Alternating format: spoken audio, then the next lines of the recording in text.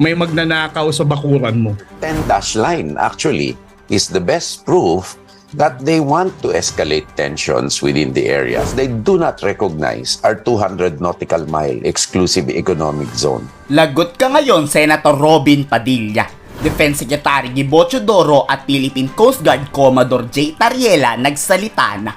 Ba't mo kasi sinisisi ang Estados Unidos? Dito nabastosan nga si Commodore J. Tariela laban sa pagkampi ni Padilla sa China. Ba't mo sisisihin ang Amerika?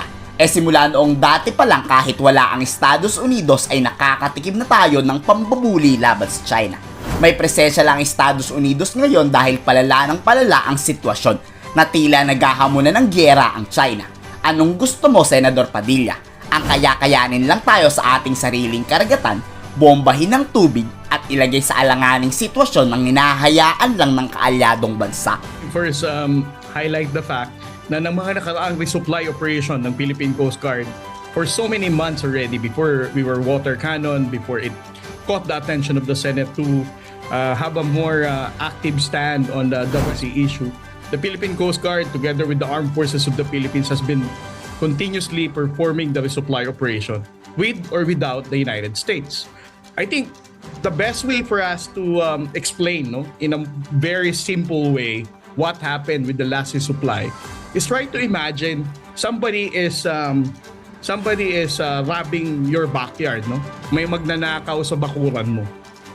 And then you have neighbor A and you have neighbor B, And then neighbor A is the one na nagnanakaw sa likuran ng backyard mo.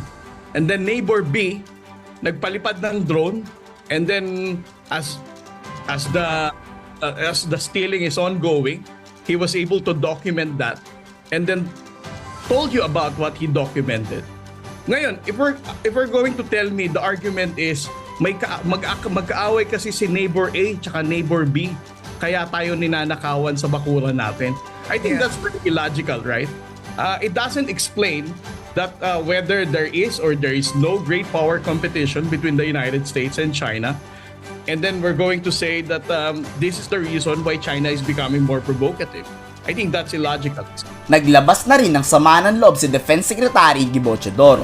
Hindi man lang daw nirespeto ni Senador Padilla ang Armed Forces of the Philippines. Dito tinanong ni Defense Secretary, gusto ata na okay lang kay Senador Padilla na sinasakop na tayo ng China. Tapos alam mong hindi mo kakayanin sa giyera ang China, hindi ka lang ba manghihingi ng tulong?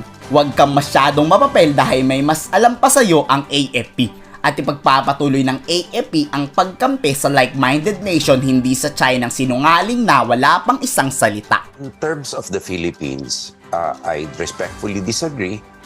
It is and their 10-dash line actually is the best proof that they want to escalate tensions within the area.